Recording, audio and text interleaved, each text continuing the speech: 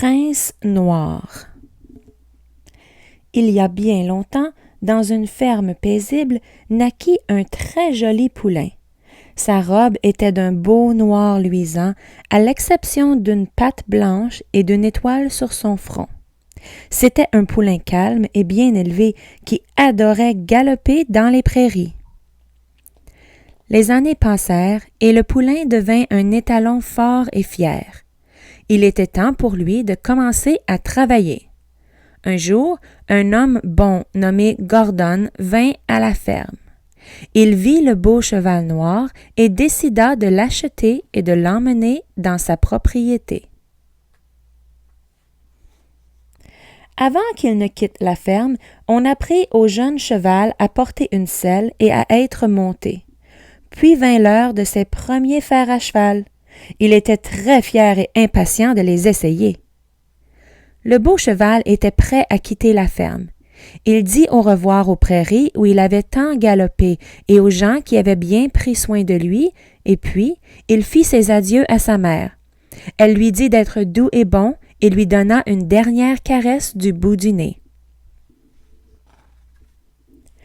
La nouvelle maison du jeune cheval était un très beau manoir. John, le sympathique maître d'écurie, le prit en charge à son arrivée. Il l'emmena devant M. Gordon et son épouse. Celle-ci admira la magnifique robe du cheval noir de jais et décida de le nommer Prince Noir. Prince Noir rencontra Merrylegs et Ginger, les autres chevaux qui vivaient au manoir. M. Gordon était un gentil maître et ses chevaux étaient très fiers de travailler pour lui. Au fil des jours, Prince Noir, Merrylegs et Ginger devinrent de bons amis. Quelques années plus tard, par une nuit claire, John réveilla brusquement Prince Noir. Madame Gordon était très malade. Prince Noir était le cheval le plus rapide de l'écurie. M. Gordon demanda donc à John de le monter et d'aller chercher le docteur en urgence. Inquiet pour sa maîtresse, Prince Noir galopa sous la lumière de la lune avec toute la puissance de ses longues pattes. Il n'avait jamais galopé si vite et si longtemps de sa vie. Arrivé chez le docteur, John lui expliqua l'état critique dans lequel se trouvait Madame Gordon.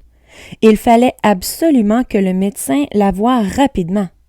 Le docteur monta Prince Noir et encore une fois, le courageux et fier cheval galopa aussi vite qu'il le put. Prince Noir était très heureux d'avoir aidé sa maîtresse, mais le lendemain, il était épuisé.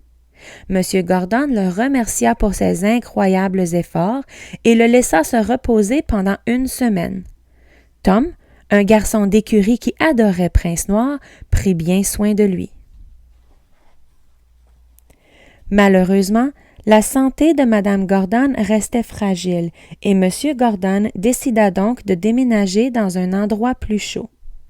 Prince Noir tira leur calèche jusqu'à la gare et fut très triste de les voir partir. Prince Noir et Ginger furent alors vendus à une méchante vieille femme. Elle ne faisait pas confiance à ses chevaux et exigeait que leurs rênes soient les plus courtes possibles. Tirer une calèche dans ces conditions était bien plus difficile, mais Prince Noir faisait de son mieux. Un jour, alors que Prince Noir tirait la calèche avec Ginger, celle-ci trébucha. Les rênes, beaucoup trop courtes, se brisèrent alors dans un bruit sec. La propriétaire des 2 chevaux était furieuse et décida de les revendre. On emmena Prince Noir à une vente de chevaux. Des hommes y venaient et examinaient chaque animal avec soin. Prince Noir se tenait bien droit, grand et fier. Il avait l'air très fort. Rapidement, un homme d'affaires s'intéressa à lui. Il avait des biens à déplacer, mais il n'avait pas de cheval pour le faire. Prince Noir était fier de sa force et travaillait très dur pour transporter les biens de l'homme d'affaires.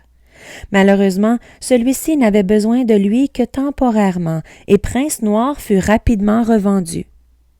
À la vente de chevaux suivante, Prince Noir attira l'attention d'un homme bon nommé Jerry. Il était cocher de fiacre à Londres, une ville bouillonnante d'activité, et il avait besoin d'un cheval robuste pour tirer son véhicule. Prince Noir devint rapidement le meilleur cheval de fiacre de la ville. Il connaissait les rues de Londres par cœur et tout le monde admirait son incroyable robe noire. Les passagers qui montaient dans le fiacre tiré par le beau cheval de Jerry étaient très fiers. Jerry traitait Prince Noir avec douceur et gentillesse et sa famille l'adorait. Jerry veillait toujours à ce que son cheval se repose entre deux longs trajets et il ne faisait jamais travailler Prince Noir jusqu'à l'épuisement. Les enfants de Jerry prenaient aussi soin de Prince Noir. Ils le brossaient et lui donnaient de délicieuses pommes. En tant que cheval de fiacre, Prince Noir emmenait souvent ses riches passagers dans leur somptueuse demeure. Il adorait s'arrêter pour les admirer. Un jour, alors qu'il attendait devant un superbe manoir, il aperçut Ginger. Elle avait l'air à bout de force, épuisée d'avoir travaillé dur pendant toutes ces années.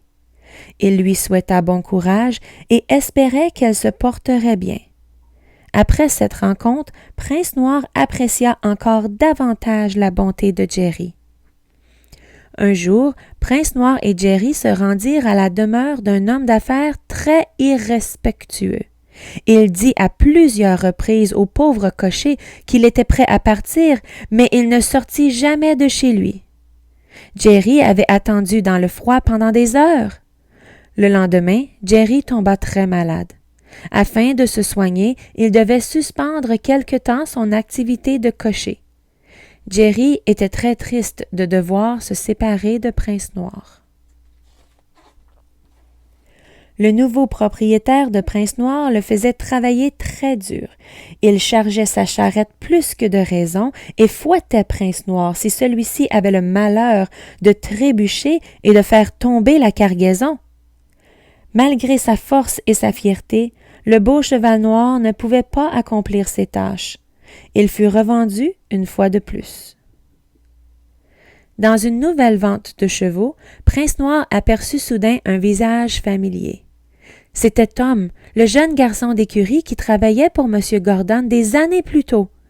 C'était désormais un père de famille qui possédait sa propre ferme. Tom se souvenait bien de Prince Noir et savait à quel point c'était un bon cheval. Il décida donc de l'emmener chez lui. Après de longues années de dur labeur, Prince Noir pouvait désormais passer le reste de ses jours à galoper librement dans les prairies, comme il le faisait lorsqu'il était un tout jeune poulain.